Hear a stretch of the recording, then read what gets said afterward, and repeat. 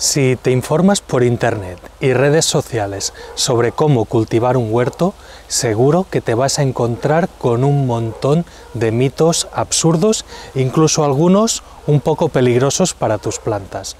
En este vídeo queremos hablarte sobre ellos.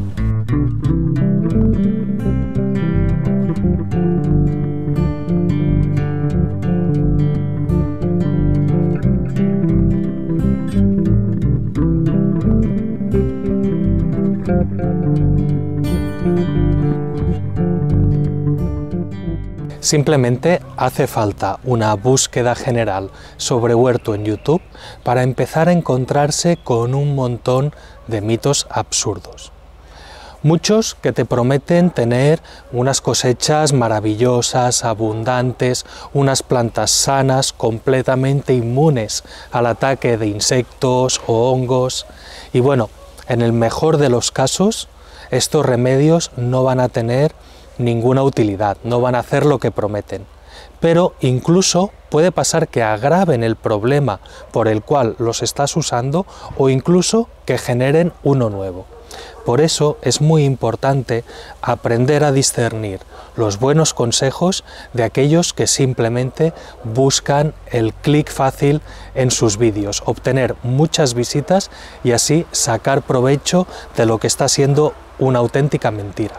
Existen muchos canales o perfiles en esta plataforma y en otras que se han especializado en los últimos tiempos en difundir esta serie de mitos o bulos sobre el cultivo de plantas.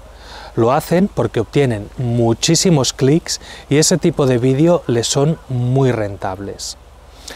Estos bulos en general siempre tienen una serie de características en común. La primera es que utilizan ingredientes, elementos para hacer una serie de preparados o para aplicarlos directamente a las plantas que nos son muy comunes, que los usamos en nuestro día a día. Juegan con ese mensaje de hacerte creer que siempre has tenido frente a ti un remedio perfecto para ese problema que tienes y aún no te habías dado cuenta. La segunda característica es que estos ingredientes suelen ser muy económicos, muy accesibles para todo el mundo o incluso gratuitos. Y la tercera característica es que son perfectos, tremendamente efectivos, casi milagrosos, no van a fallar. Si tienes ese problema, aplicando este producto cotidiano y gratuito, vas a solucionarlo para siempre. Todas estas características convierten a estos consejos en unos productos tremendamente rentables en YouTube o otras redes sociales. Cuando se publican estos vídeos, inmediatamente reciben cientos de miles o incluso millones de visualizaciones.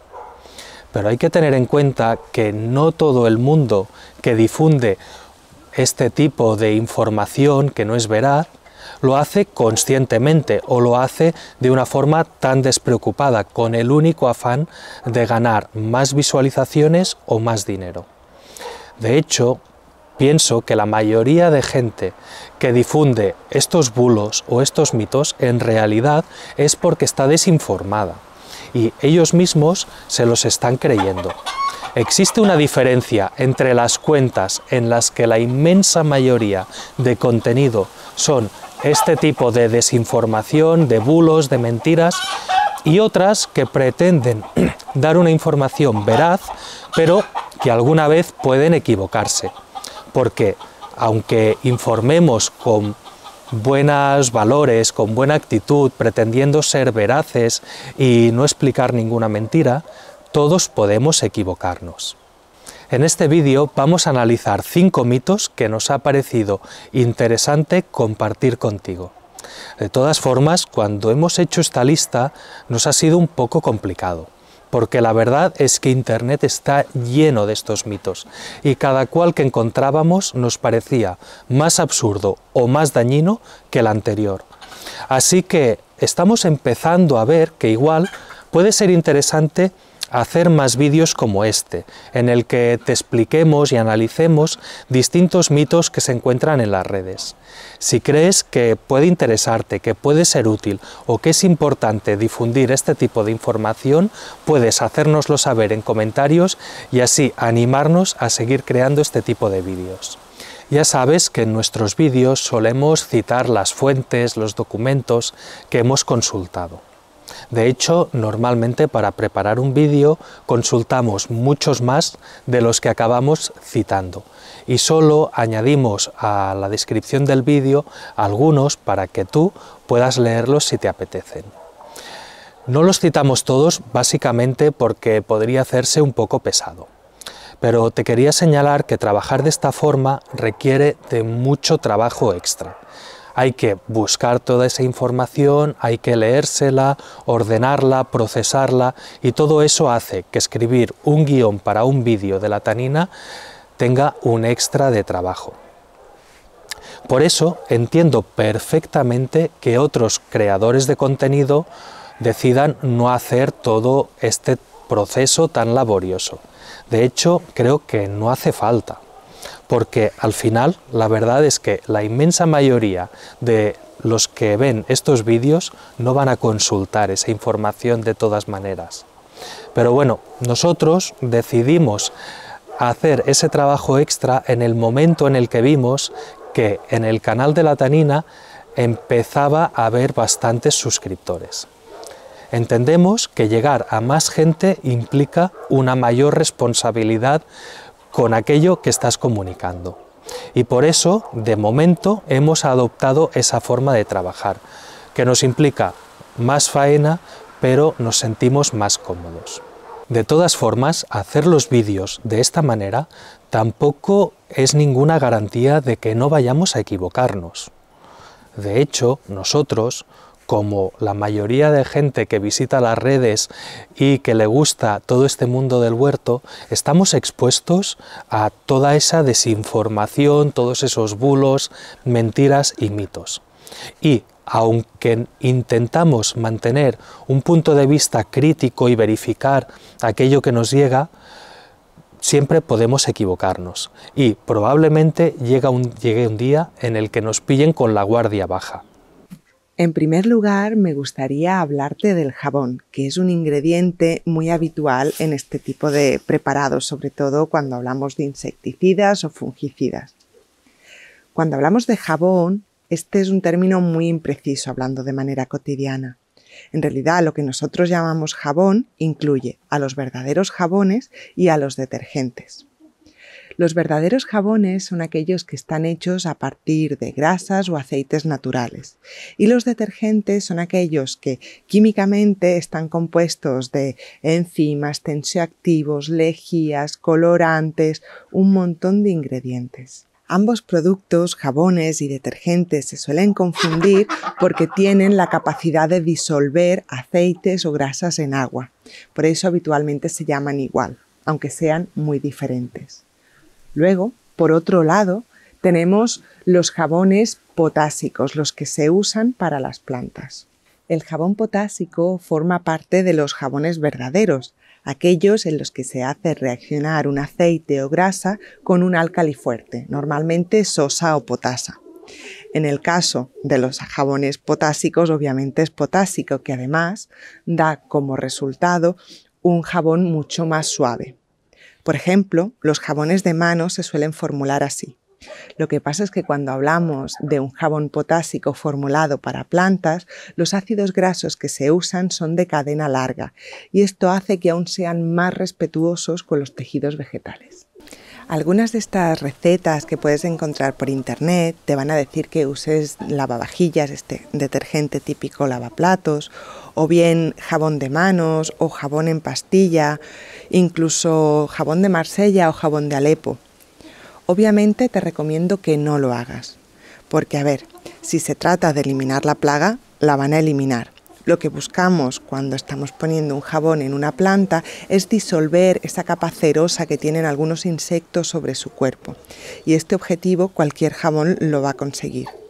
La cuestión es que todos estos jabones que te decía, el lavavajillas, el de manos, el de Marsella, el de Alepo y otros similares, tienen además toda una serie de tóxicos que hacen que no sean buenos para tus plantas. Cuando hacemos un insecticida, lo mínimo que deberíamos exigir es que al menos estos no dañen a las plantas.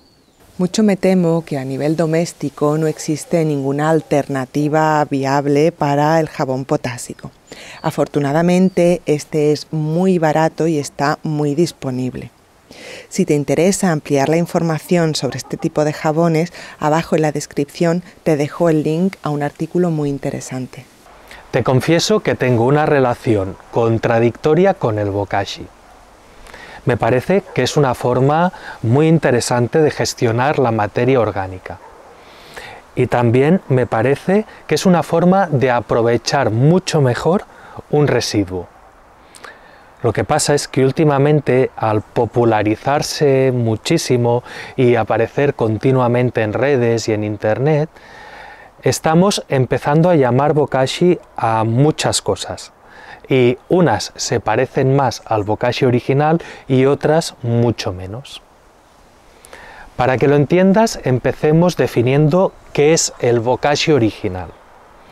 No es más que una técnica tradicional japonesa de hacer compost.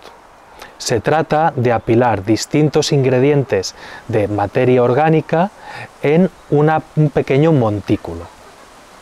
Estos ingredientes que se utilizan para el bokashi japonés son unos muy concretos. Por ejemplo, se usa la gallinaza como una fuente muy rica en nitrógeno, aunque puede sustituirse por harina de legumbres. También se utiliza la cáscara del arroz como sustento para los microorganismos y como fuente de carbono.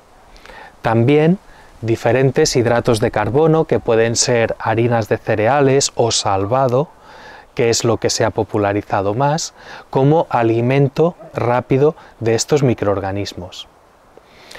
Se utiliza como inóculo tierra de bosque o mantillo de bosque que es muy rico en microorganismos. Y así empiezan ya con una población bastante alta y muy efectiva.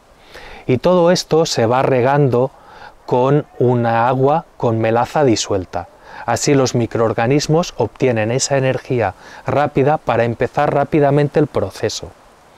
De hecho, el bokashi se hace en muy poco tiempo, en 15 días o máximo 4 semanas, en las que se va volteando continuamente ese montículo. En ese tiempo, el compost adquiere una temperatura altísima. De hecho, bokashi solo se hace durante los meses de verano en Japón. Seguro que has visto por redes unos bokashi que tienen poco que ver con este montículo de materia orgánica muy caliente que te acabo de explicar. Se ha hecho muy popular otra técnica a la que también se le llama bokashi porque tiene algunas similitudes, pero que ni mucho menos es lo mismo.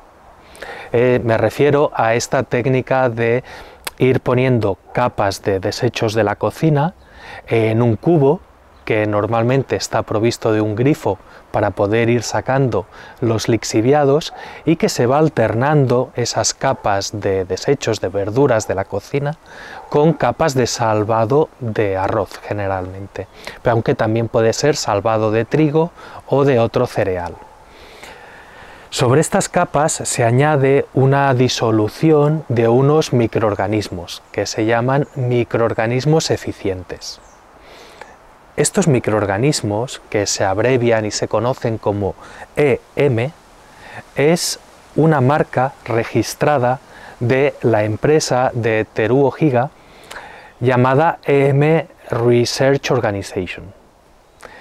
¿Ves por dónde voy, verdad? Al final es una empresa tratando de vender un producto que se supone que tiene unas propiedades únicas, pero vamos a ver, ¿qué es lo que tiene los microorganismos EM? Bueno, pues nos dicen que tiene más de 80 especies de microorganismos, son bastantes. ¿Y qué tipo de especies son? Básicamente lo que más tienen son bacterias lácticas, levaduras, sobre todo Saccharomyces cerevisiae, que es la levadura típica para hacer pan o para hacer vino o bebidas alcohólicas, y también nos dicen que tiene una bacteria fotosintética. Bueno, sobre la bacteria nunca he acabado de entender la utilidad de una bacteria que hace fotosíntesis dentro de un cubo de basura tapado y que está a oscuras. Pero bueno, seguramente algo me estoy perdiendo en todo esto. Pero bueno, todos estos microorganismos lo que le hacen a este llamado bokashi o a este bokashi moderno no es otra cosa que fermentar. ¿Y podemos hacer bokashi sin los microorganismos de la marca registrada EM? Evidentemente, hay muchos microorganismos capaces de fermentar. Sin ir más lejos, nosotros os enseñamos a hacer un cultivo de bacterias lácticas, al que llamamos LAB, y os dejo por aquí el vídeo, con el que perfectamente podemos hacer bokashi. Mucha otra gente utiliza levadura fresca para hacer pan y consiguen un bokashi perfecto también. Bueno, es cierto que si utilizamos mayor diversidad de microorganismos, pues mucho mejor, cada uno aporta su pequeño granito de arena, pero ni mucho menos son imprescindibles como a veces quieren hacernos creer. Otro problema con llamar compost a este proceso es que después se recomienda, por ejemplo, que el producto resultante se entierre en el suelo, y con esto no estoy nada de acuerdo. El producto resultante de un bokashi, como te he dicho, es verdura fermentada y restos de la cocina fermentados, pero no es compost. El compost es otra cosa. Es cierto que esa verdura fermentada va a compostar muy rápido y puede ser un ingrediente interesante para el compost. Si lo enterramos directamente en el suelo, va a descomponerse, va a compostar ahí mismo, en unas condiciones pues de poco oxígeno y demás, que no es lo conveniente para que nuestras plantas puedan aprovecharse del todo. Y tampoco es la forma más sostenible para el medio ambiente de deshacerse de la materia orgánica. Yo te recomiendo que si haces bokashi, lo cual me parece muy interesante, lo uses luego para aplicarlo al compost. Más adelante me gustaría mucho que hiciéramos un vídeo profundizando un poco más en todo esto del bokashi, quizás de una manera más práctica, quizás comparando distintos bokashis o no sé, ¿qué es lo que a ti te apetecería que hiciéramos? ¿Tienes alguna sugerencia? Puedes dejárnoslo en comentarios si te apetece. Nos encanta el café y lo usamos muy habitualmente en el huerto, simplemente lo añadimos al compost. Hace no mucho hicimos un vídeo en el que te explicamos los usos del café en el huerto y algunos de los mitos. Pero hoy quisiera centrarme en un mito que vemos muchísimo por redes y es el uso de los pozos de café como insecticida. Lo primero que tenemos que diferenciar es entre el café molido, digamos, antes de hacer la bebida, y los pozos de café. Lo que queda en los pozos de café es todo aquello que no se disuelve en el agua.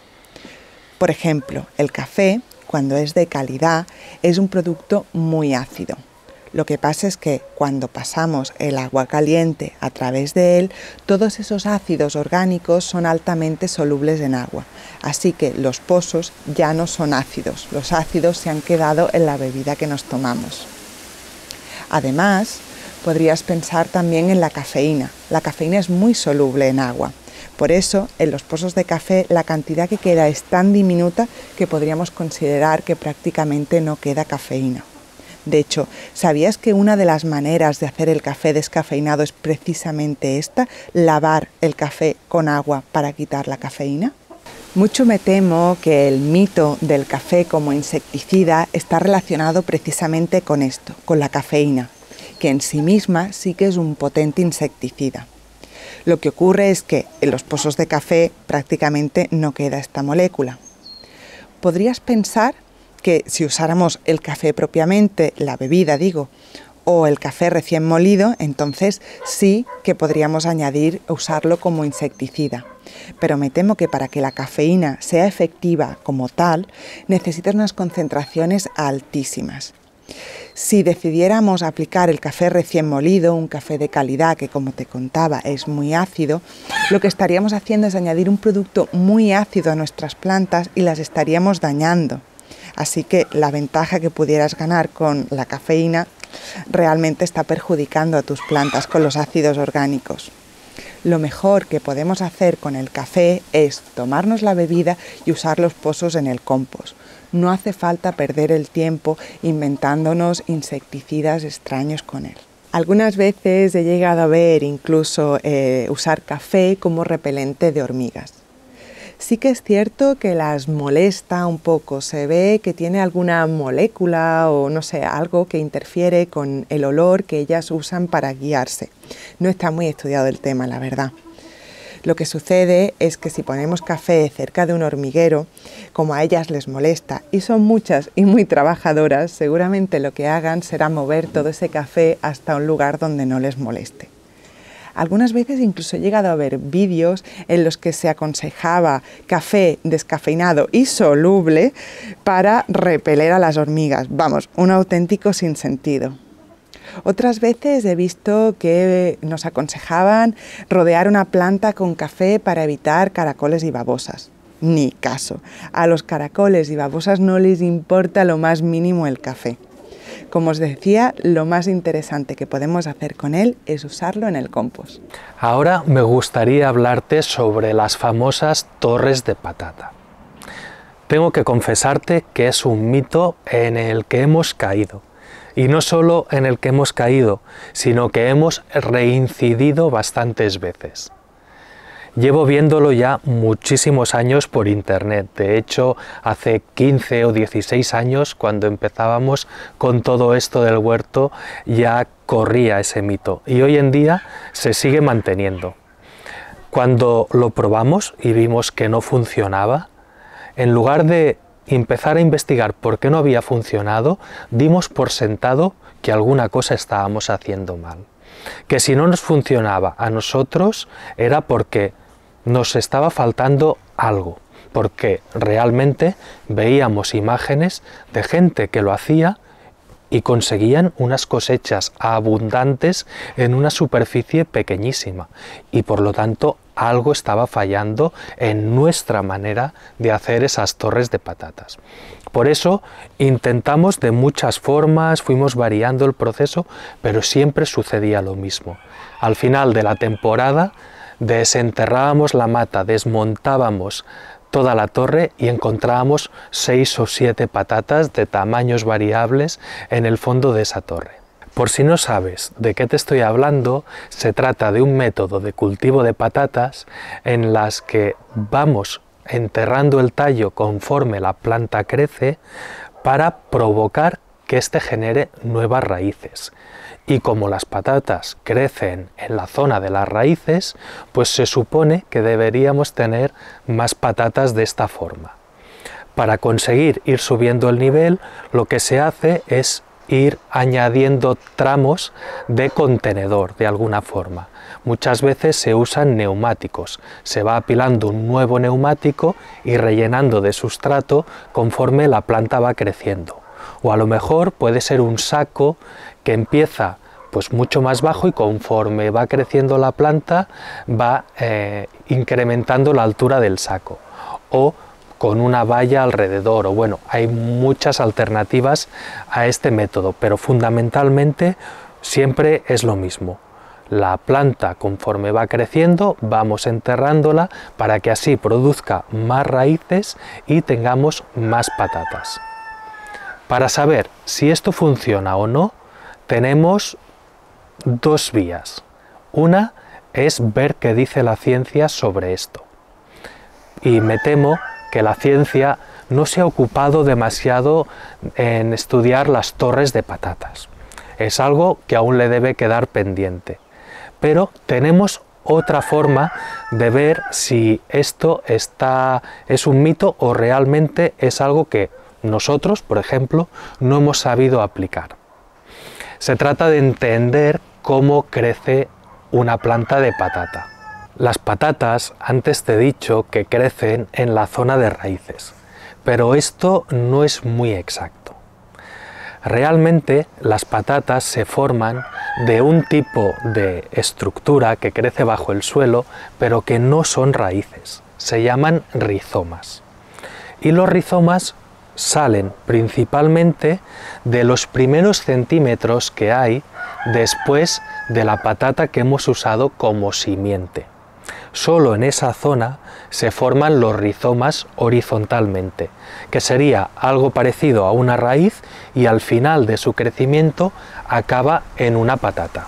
Ahora entiendo por qué cuando hacíamos nuestras torres de patata solo encontrábamos tubérculos en el fondo de todo, y es justamente por eso, porque solo se forman los rizomas en los siguientes centímetros en los que se ha puesto la simiente.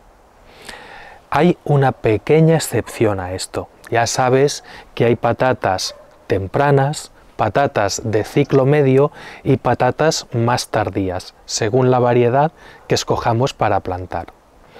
Las patatas más tardías de todas, algunas de estas variedades por lo menos, son capaces de generar también rizomas en una parte un poco más alta.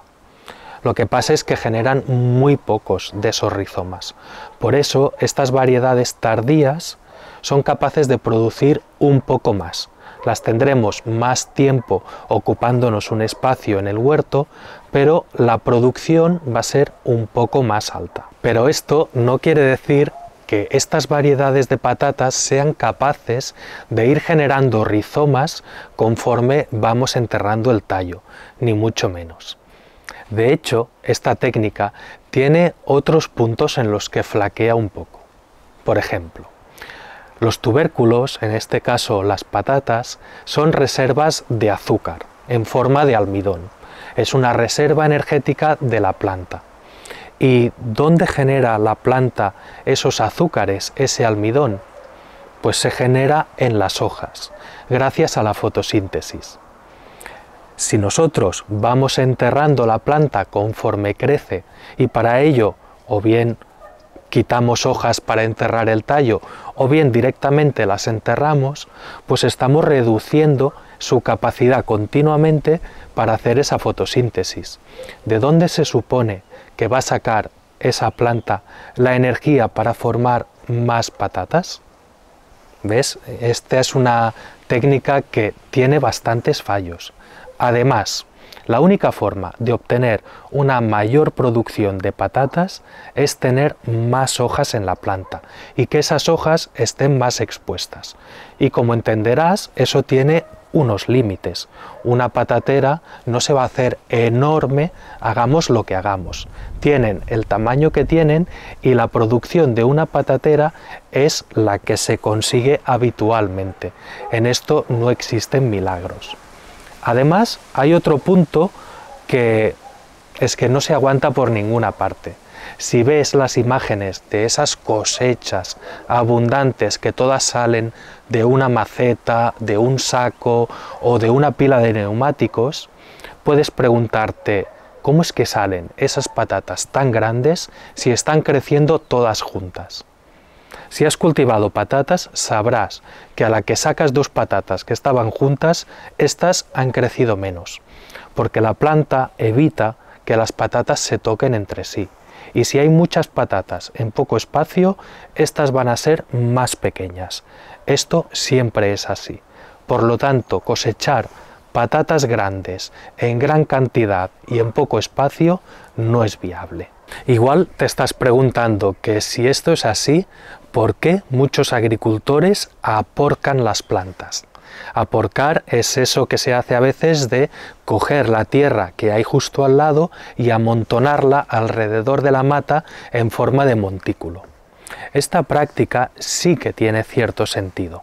Por ejemplo, Si el suelo en el que está creciendo esa planta tiene tendencia a compactarse porque no tiene una buena estructura, pues haciendo esto vamos a conseguir que la planta genere más raíces en una capa superficial, que está más oxigenada, con la tierra más suelta y demás. Siempre y cuando no llevemos esto a un extremo y no pretendamos que la planta crezca en vertical, reduciendo su parte aérea para así producir más patatas, todo bien. Además, hacer esos pequeños montículos también puede hacer que la zona que hay justo debajo del montículo se mantenga húmeda por más tiempo, y eso también puede ser positivo. Todas estas prácticas tienen su sentido, pero yo no sé de ningún agricultor que me haya prometido que haciendo esos pequeños montículos vaya a obtener cosechas impresionantes de patata, ni mucho menos. Cualquiera que te esté proponiendo un método para que tu cosecha de patatas sea impresionante, con unos tubérculos enormes, en un espacio reducido, ponte alerta y duda de esos consejos, porque hasta el momento yo no me he encontrado con ninguno fiable. Existen muchos vídeos que dan consejos sobre el uso de la leche en el huerto. De hecho, nosotros mismos hicimos un vídeo hace un tiempo en el que usábamos la leche. Lo único es que la usábamos para hacer un preparado de bacterias lácticas y las alimentábamos con esa leche. El uso de la leche en el huerto puede ser muy amplio. Hay incluso quien recomienda usarla como insecticida o fungicida, pero de eso nos gustaría ocuparnos en futuros vídeos. Hoy me quiero centrar en el uso de la leche como fertilizante para el huerto, y es que tiene una historia muy curiosa. Alrededor del año 2000, en Estados Unidos hubo un empresario del acero que se convirtió en el abanderado del uso de la leche como fertilizante. Resulta que este empresario, que se llamaba Dave Betzel, tenía, además de su industria en el acero, ciertas propiedades, como por ejemplo campos de cultivos o granjas de vacas lecheras. Tras un excedente en estas granjas de vacas lecheras, decidió usar la leche como fertilizante en algunos de sus campos de cultivo. Resultó que vio que la cosecha era mucho mayor y que la porosidad del suelo aumentaba en los campos en los que había aplicado leche. Así que decidió mover algunos contactos y convenció a un grupo de científicos de la Universidad de Nebraska que dedicara recursos a investigarlo. Si uno mira las afirmaciones del señor Betzel, verá que cuenta que en este estudio se vio que se obtuvieron un 29% más de producción en los cultivos en donde se aplicaba fertilizante en forma de leche, y que también este estudio reveló que la porosidad del suelo aumentaba hasta un 19%. Aunque si uno sigue indagando, empieza a ver que hay mucha gente crítica con este estudio. Así que, ¿qué sucedió en realidad? Pues bien, resulta que este estudio nunca llegó a publicarse porque nunca llegó a acabarse. Tras el primer año de ensayos ya se empezaba a ver que la leche no era el causante de este incremento de la cosecha y de porosidad del suelo. Así que como parecía que todo iba en una dirección en la que no interesaba ni a la Universidad de Nebraska ni al Dr. Betzel, se decidió abandonar el experimento. Lo que ocurre es que el señor Betzel ya había generado un discurso público y lo único que quería era que un estudio científico respaldara sus afirmaciones. A ver, no es que los datos que él publicó fueran falsos, ni mucho menos. Hizo lo que en inglés se conoce como un cherry picking, escoger las cerezas concretas. Es una manera de tergiversar la información. Es cierto que los campos que trató con leche como fertilizante obtuvieron mayor cosecha y que la porosidad del suelo de estos era mayor que los campos no tratados. Lo que no nos estaba contando el señor Betzel es que los campos en los que aplicó el fertilizante ya antes de aplicarlo tenían mayor cosecha y antes de aplicar leche tenían una mayor porosidad. De hecho, en ese mismo estudio se hizo otro ensayo con un producto que en principio no debería tener nada que ver ni con la producción ni con la porosidad del suelo. Se ensayó con hígado de bacalao. Vete tú a saber por qué. Pues bien, se vio que los campos tratados con hígado de bacalao, la producción y la porosidad del suelo también era mucho mayor, incluso mayor que los campos tratados con leche. Y de esto el señor Betzel no dice nada.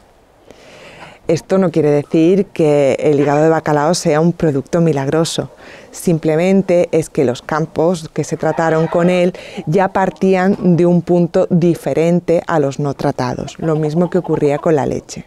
La leche es una fuente de materia orgánica. Lo que ocurre es que en un 90% es agua, así que hay más cantidad de materia orgánica en un puñado de compost que en 8 litros de leche. Tiene algunos componentes que pueden ser relevantes o interesantes para nuestro huerto. Por ejemplo, la lactosa es un azúcar que puede servir como fuente de carbono o de alimento para los microorganismos del huerto, o las proteínas de la leche, que pueden ser una fuente de nitrógeno. Usada debidamente puede ser muy beneficiosa para el huerto, diluida o en el compost, y puede ser un buen uso para darle a una partida caducada o a un excedente de este producto. El problema viene cuando nos prometen resultados milagrosos con el uso de leche. Y es que esto que le pasó al señor Betzel es algo que nos puede pasar a todos. Estamos de alguna manera programados para validar aquellas afirmaciones que corroboran nuestro discurso y obviar o desacreditar aquellas otras que van en contra. Es lo que llamamos sesgo de confirmación y es algo que nos sucede a todos. Por otra parte, hay gente que tiende a cometer los mismos errores que el señor Betzel al afirmar que tal o cual cosa es de una manera en base a su experiencia. Me explico. Pongamos que una persona pone un círculo de café alrededor de una planta y a otra la deja sin círculo de café. Al cabo de unos días, la planta que no tiene café es atacada por unos caracoles. De aquí podríamos pensar que el café ha tenido algo que ver en esto. Pero ¿hasta qué punto estas dos plantas son comparables? Me refiero a que podría ser que el sustrato de una estuviera más húmedo que el de la otra y por eso acudieran los caracoles. O que simplemente esa planta estuviera más cerca y se cruzara antes en el camino de los caracoles y por eso la atacaron. O que pudiera tener alguna sustancia que la hiciera más atrayente. O peores defensas contra los caracoles, por ejemplo, menos taninos. Con esto lo que quiero decir es que está muy bien experimentar en nuestro huerto, pero tenemos que contextualizar los resultados y de esa manera no validar los mitos que ya existen o crear de nuevos. Espero que hayas disfrutado este vídeo tanto como nosotros explicándotelo. Si te ha gustado, dale a like. Y te agradeceré mucho que te suscribas, porque gracias a eso nos ayudarás a seguir creando contenido de calidad como este. Si tienes alguna duda o te apetece algún comentario, estaremos encantados de leerte. Y nos vemos en el próximo vídeo.